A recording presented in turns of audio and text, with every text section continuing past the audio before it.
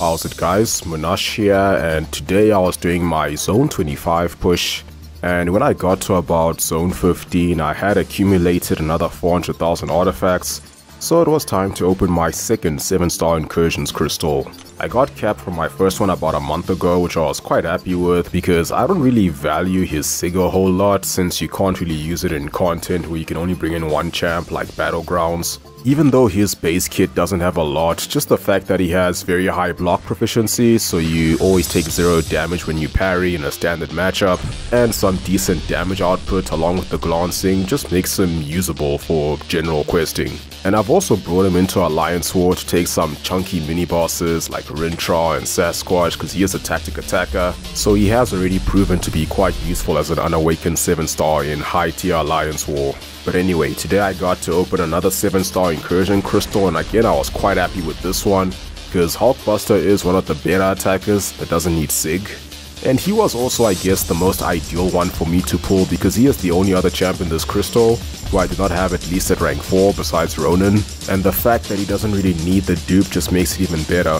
I might be able to make more use out of Namor or Angela just because they have a bit more unique utility, but a lot of that does require sig and ideally high sig, which is not happening anytime soon. And I do have both of them as rank 4 sig 200 6-stars, and I also have a rank 5 mojo, so I am in no rush to pull any of those champs as 7-stars. So I do have a few Hulkbuster fights, but today we are not going into Act 6 because that Deadpool is a little bit on the low side in terms of health, especially against tech champs. The Venom the Duck afterwards is much better, almost 200,000 health, but I don't really like his animations because he's got some ridiculously overpowered recovery time, so I can't really heavy spam, so I decided to go into this Thronebreaker event quest. I think this is the first map, which is a mutant one, and the only node here that's helping the defender is just a scratch, which gives him a chance, I believe it's 20% to heal 90% of the damage they take from hits. And we are starting off with a Toad who does have class disadvantage, but he also has 300,000 health and his own built-in regen,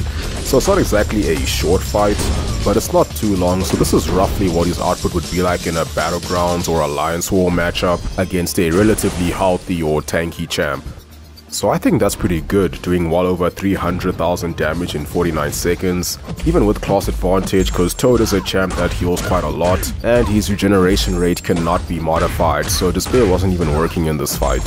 So next up we have an Angela who has slightly less health than the Toad, but now we have class disadvantage, and she's also a champ who can heal throughout the fight, although this one is not immune to regen modification. But I didn't have a lot of debuffs on her throughout the fight, so she still gained quite a bit of health. So this fight did take a little bit longer than Toad, so after my second special 2, I decided to start spamming special 1 to finish her off, and this is just the fun part about playing Hulkbuster, is you can get a nice loop going. Since both specials are unblockable, special 1 has a stun and the special 2 either power locks or power steal, so you can get them through the block.